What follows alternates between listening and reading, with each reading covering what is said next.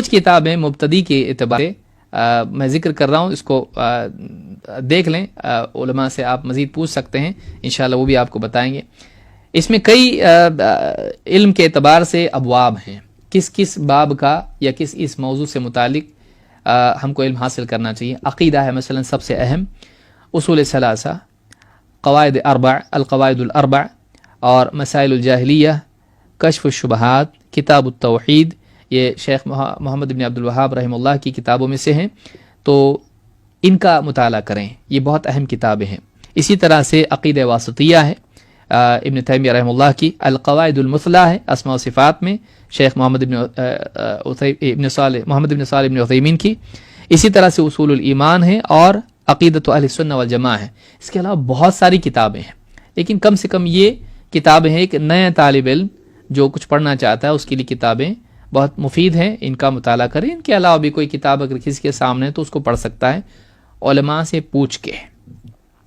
اسی طرح سے منہج کے تعلق سے جیسے تقلید کے سلسلے میں کیا اتباع کرے، بڑی کتاب اس باب میں جو ہے وہ اعلام الموقعین ہے، اور بعض نے اعلام الموقعین بھی اس کو کہا ہے، تو یہ کتاب ہے جو ابن قیم رحمۃ اللہ علیہ کے لیے تھوڑی بڑی کتاب ہے یہ۔ اسی طرح سے نور السنہ و ظلمات البدع، سنت و بدعت کے تعلق سے یہ کتاب ہے شیخ قحطانی رحمہ اللہ کی، اور اسی طرح سے شیخ صالح الفوزان کی الاسئلہ المفیدہ فی المناہج الجدیدہ، یہ بھی کتاب ہے، جدید مناہج کی حقیقت، یہ بمبئی سے چھپی بھی ہے ابھی، اور بہت مفید کتاب ہے منہج کے تعلق سے۔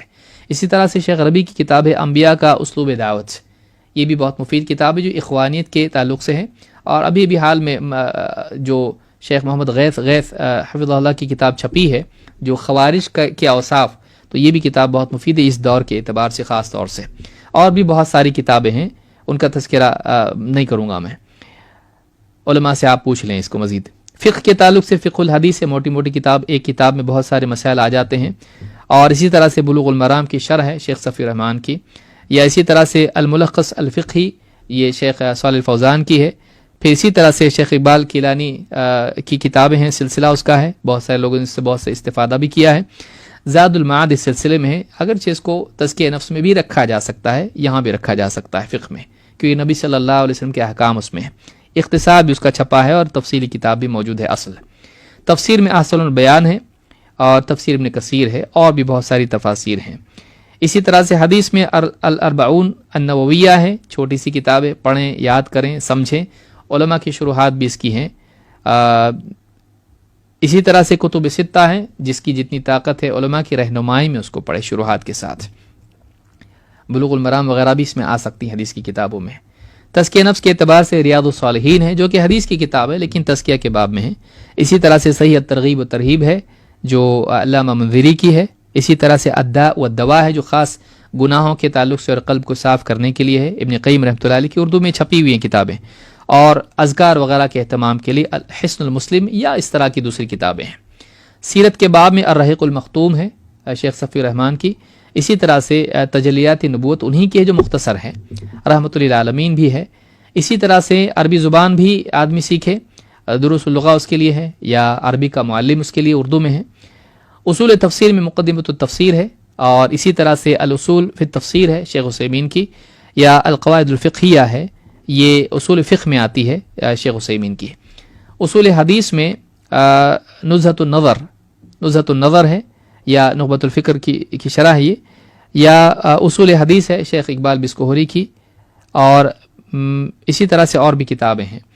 اور اصول فقہ میں الاصول من علم الاصول، القواعد الفقہیہ، یا الورقات کی شرح، یہ علوم ہیں جیسے عقیدہ، منہج، فقہ، تفسیر، حدیث، تزکیہ نفس، اور پھر سیرت، عربی زبان، اصول تفسیر، اصول حدیث، اصول فقہ، فرق وغیرہ ہیں۔ اسی طرح سے متفرق مسائل ہیں، اور بہت ساری کتابیں، خاص طور سے بچیوں کے لیے جو ہے لڑکیوں کی بغاوت یا لڑکیوں کی بغاوت جو کتاب ہے شیخ مقصود حسن فیضی حفظ اللہ کی کتاب ہے، بچیوں کے لیے بہت ہی مفید کتاب ہے۔ خواتین اپنی بچیوں کو خود پڑھیں، ان کو بھی پڑھنے کے لیے بتائیں، بچیوں کی تربیت کے اعتبار سے بھی کتاب بہت مفید ہے۔ تو جلدی میں یہ کچھ بس مختصر سا ایک سمجھ لیجئے خاکہ کہیں یا جو بھی کہیں منتشر باتیں میں نے ذکر کی۔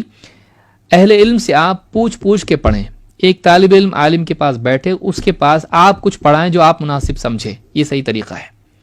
یا پھر اگر اس کے پاس وقت نہیں اس کو پڑھنا ہے، یہ کتاب آپ بتائیے کون سی پڑھوں، یا کچھ پڑھ رہا ہے تو یہ کتاب صحیح ہے کہ بتائیے، اس طرح سے عالم کی رہنمائی میں پڑھیں.